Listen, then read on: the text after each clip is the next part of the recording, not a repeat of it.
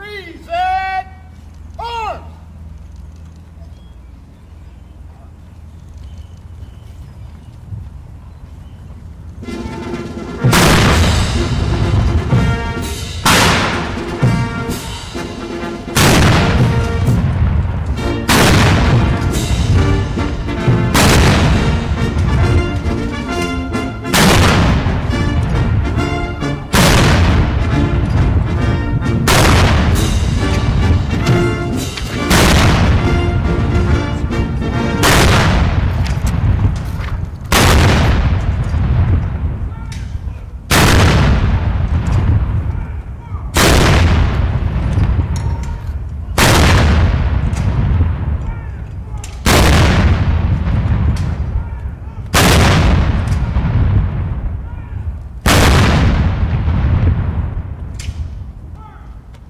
Ladies and gentlemen, please be seated.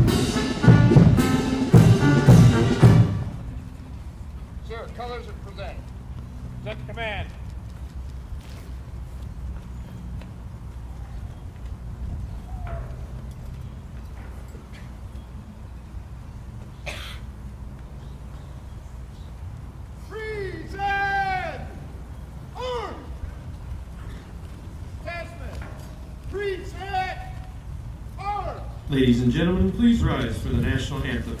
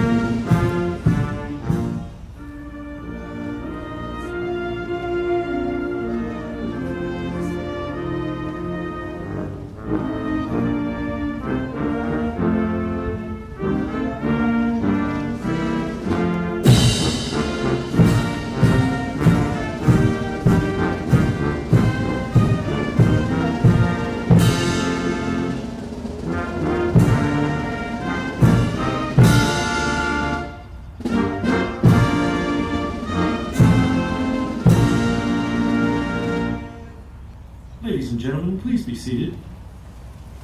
General Milley will conduct the Assumption of Command ceremony. In a time-honored tradition, the FORSCOM colors will be passed to General Milley, who will then pass them to General Garrett.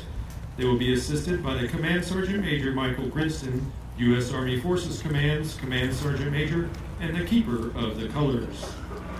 Under the provisions of Army Regulation 600-20, the undersigned assumes command of the United States Army Forces Command, effective 21 March 2019, signed General Michael Garrett, United States Army.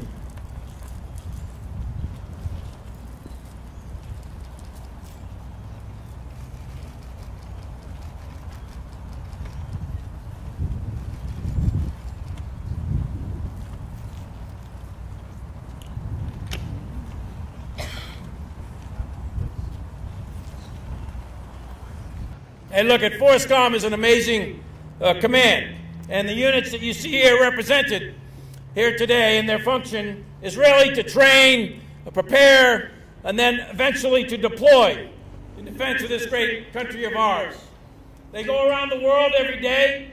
They're on freedom's frontier every minute, 24/7, day and night. FORSCOM provides the forces for humanitarian operations like New Orleans and Hurricane Katrina. Of course, they responded to the tragedies of hurricanes last year here in North Carolina.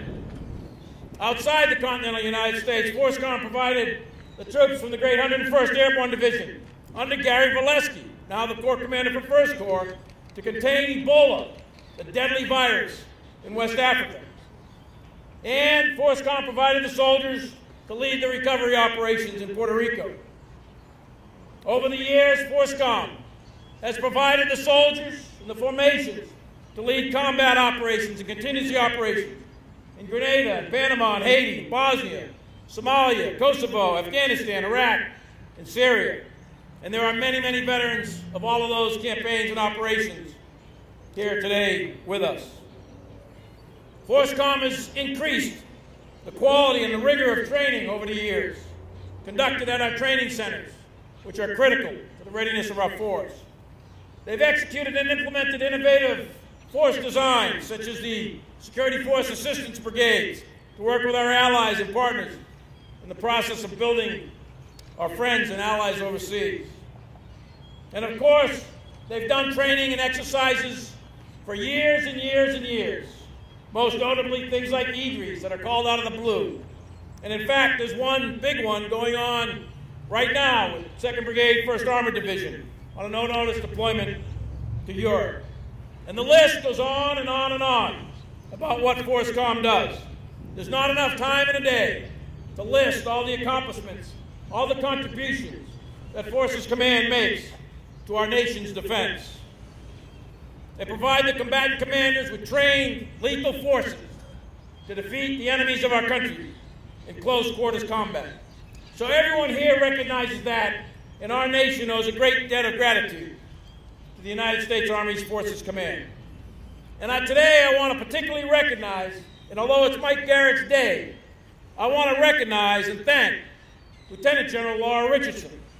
For the last 6 months, Laura's been leading Forces Command since General Abrams moved out to go take command of our forces in Korea.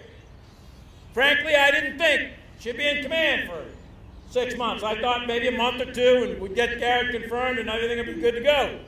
But here we are 6 months later, and Lieutenant General Richardson has done an incredible job leading our nation's greatest command.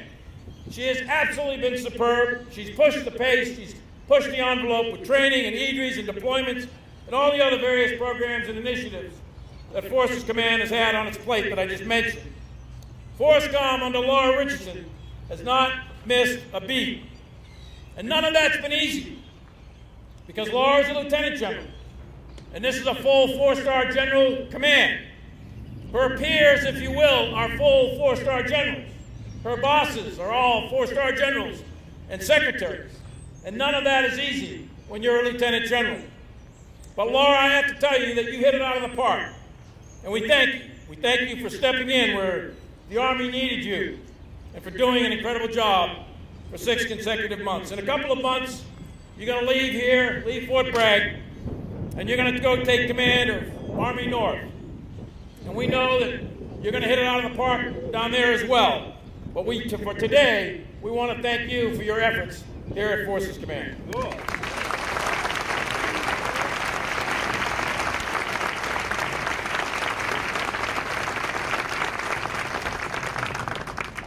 And Mike, I can tell you that in the remaining 2 or 3 months, 60 to 90 days that you have with Laura, I would encourage you to pick her brain and grab all the wealth of knowledge that she has about this command.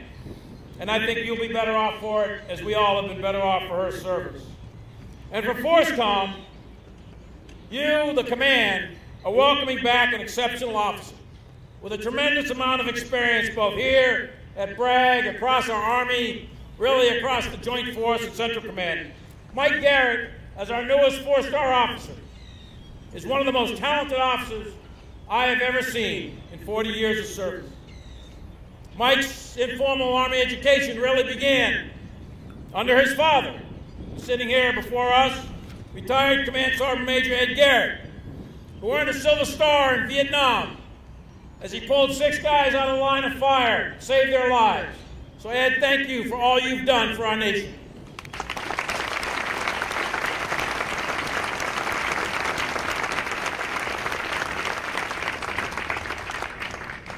And Mike, family is is here as well, and I'll talk about them in just a minute, but his selection for promotion and for this command are really a testament to his competence and his leadership and his character. Mike's done all the hard jobs, and he's done them all extraordinarily well, whether it was as a paratrooper, a commander, a battalion commander here at Bragg with 3rd 325, or whether we're standing up an airborne brigade up in Alaska and deploying them to combat, or serving in all 3 of the Ranger battalions as well as the regimental headquarters. Mike has distinguished himself in peace and in war. He's distinguished himself as the DCG of Recruiting Command, the Chief of Staff of 18th Airborne Corps. He's led troops in combat, CENTCOM. He's led them as the CG of Army Central Command. And of course, he's coordinated and synchronized combat operations across the entire Middle East as the Chief of Staff of CENTCOM. Mike Garrett is absolutely the most qualified guy to lead this command at this time for our nation. But he didn't do it by himself. Mike Garrett did not become a 4-star general by himself. He rose to that rank on the shoulders of many, many others, some who are here today. And no matter who you are, none of us get to the level that Mike Garrett is at without the help of many people. And he owes his greatest debt of gratitude, in my mind, to his mother, his father, his wife, and his 2 children. Ed, as we said, is here, and Lola, unfortunately, has passed on. But we know she's looking down with great pride on her son. And the both of them instilled in Mike the values, the drive, the discipline that made him the leader he is today. They also taught Mike the value of service. And so we are grateful to both of them for our new commander of FORSCOM. And in addition to that, there's no way Mike would be the first to admit it, that he'd be standing out here today, take command of FORSCOM, without the exceptional service and sacrifice of his better half, Lorelei. For 31 years, she has stood beside him. For 31 years, she has stood beside him in peace and in war. Herself a veteran, a military intelligence officer, a committed and professional nurse for many years, and the mother of 2. Without Lorelei, Mike Garrett would not be Mike Garrett. So thank you, Lorelei, for all that you do.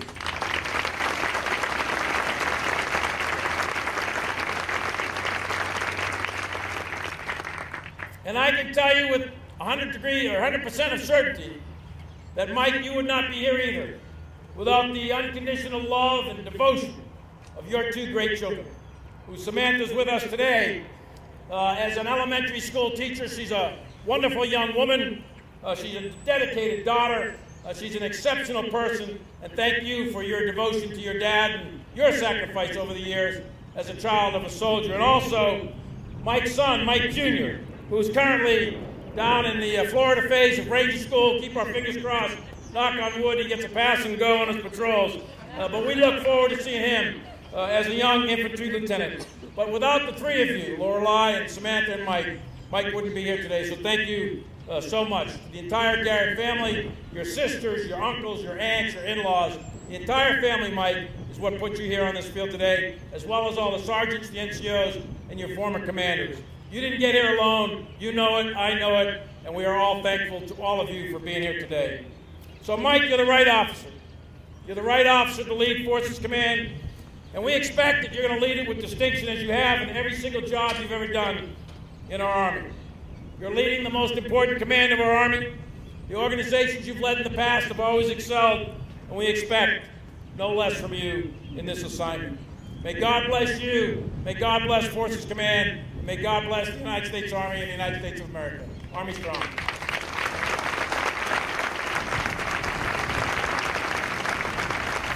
To our very distinguished guests, civic leaders, all the general officers, ladies and gentlemen, Lorelei and I and this command are honored that you chose to share this day with us.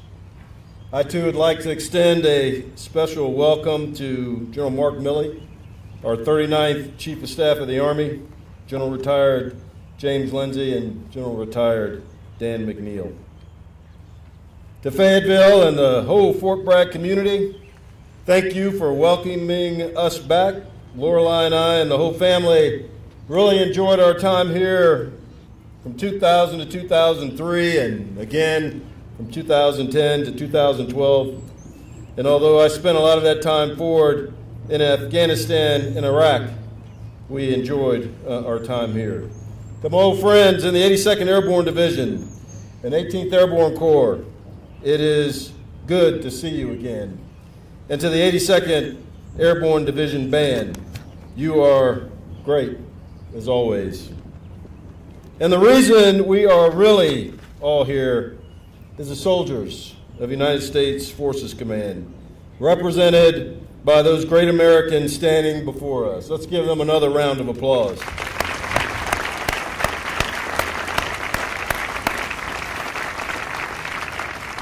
You know, I know we've mentioned these folks a few times, but I'd be remiss if I didn't recognize a few members of my family and some very dear friends. Again, my dad, Sergeant Major Garrett,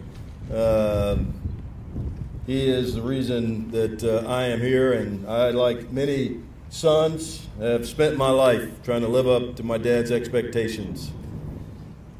My sister, Stephanie, who has allowed our family and has allowed me to focus on my job as she selflessly takes care of our dad. Stephanie, thank you very, very much. Today we have my brother-in-law, John Benson. My sister, Leslie, the baby of the family, is visiting with her child who was off in Europe. My in-laws, Joe, Sandy, Marjorie. Got some long-term friends. Dave Biskup from Baumholder, Germany days. Mike Hoxie from our Xavier days. Doc, Scotty, and I don't know if I saw Tony Fagan or not, but men that I shared the early days in the regiment with, and friends that I've remained close with over the years. And also aunts and uncles, nieces and nephews. It is so nice to have everyone here celebrate this day with Lorelei, Sam, and me. General Milley, thanks again for offering me this opportunity to continue to serve. You heard General Milley talk about the fact that 2 commanders ago, he was the commander here. It's never good having your boss know more about the organization than you do. But I'll tell you, sir, I will do my best and try not to screw it up. I also have to acknowledge my last boss, General Joe Votel, who'll be retiring next week. He's a great leader, mentor, and I learned an incredible amount about him, mostly how to communicate. And I, too, want to thank General Laura Richardson. Laura, the work that you have done leading Forces Command has been incredible. As both Deputy and Acting Commanding General all these months, that is 7 stars worth of work that you've been doing. I appreciate everything that you have done to personally welcome Lorelei and I into the command. And like General Milley recommended to me, I look forward to spending time with you before you move on to take your command. I also want to thank Sergeant Major Grinston. Sergeant Major, thanks for pulling this together. Sergeant Major Grinston is a phenomenal soldier. And Sergeant Major, I look forward to building our command team. I am here today because of my faith and my family. And I do want to thank Lorelei again. I want to thank my children, Mikey and Samantha, for all of their support and all of their encouragement. You know, Lorelei and I grew up in the South. Lorelei has grown to love the South, and that's good because we spent a lot of time here. I will tell you, it's good to be back in North Carolina, to be back amongst friends and family, close to the beach, and surrounded by lots of golf courses that I probably won't be able to take advantage of. You know, as was mentioned earlier, I am the son of great parents. My dad, Ed Garrett, was a soldier, Command Sergeant Major, United States Army. And as I take command today, I am reminded of our time in the 24th Infantry Division when I was a second lieutenant and he was my division command sergeant major. He outranked me then, and today, even with this promotion, he outranks me.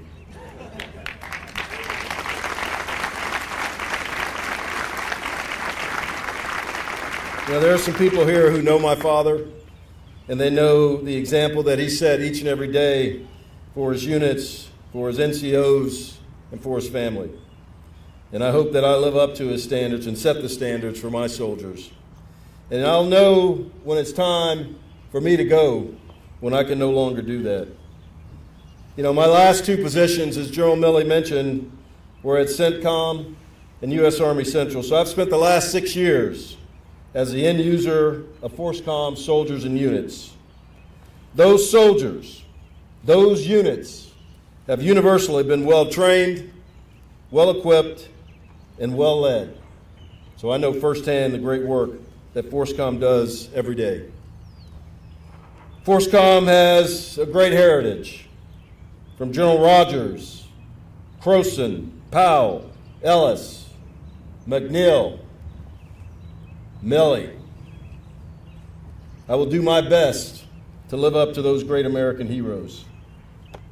But we can't rest on our laurels. Today, political, economical, social, and technological changes are creating challenges and opportunities for maintaining the Army's land power dominance. The world may not be more dangerous than when I was commissioned in 1984, but it is much more complex. 35 years ago, we were focused on the Soviet Union. Today, we are focused not just on Russia, but also on China, Korea, Iran, and violent extremists. Today, we have FORSCOM soldiers in active combat in Iraq, Syria, and Afghanistan. More than 41,000 U.S. Army Forces Command soldiers are currently forward deployed, and 23,000 are ready right now to deploy to support Combatant Commanders requirements. Together, we will build and sustain readiness and ensure land power dominance on any battlefield against any threat at any time. Together, we will modernize and ensure multi-domain dominance, and we will always remember our soldiers, the 745,000 FORSCOM soldiers, active, National Guard, Reserve, and the 96,000 civilians and their families. We owe them our dedication and our effort. Leadership for me is very personal. I'll not be able to meet every soldier or every unit, but know that I will do my best to get out there and see as many of you as I can. What I promise you is my very best effort every day, and that's all that I ask of each of you in return. Together, there is nothing that we cannot do. Unfortunately, war is a constant. Fortunately, the dedication of the American soldier is also a constant. General Milley, again, thanks for your trust and confidence. I look forward to leading Forces Command into the future. Freedom's Guardian.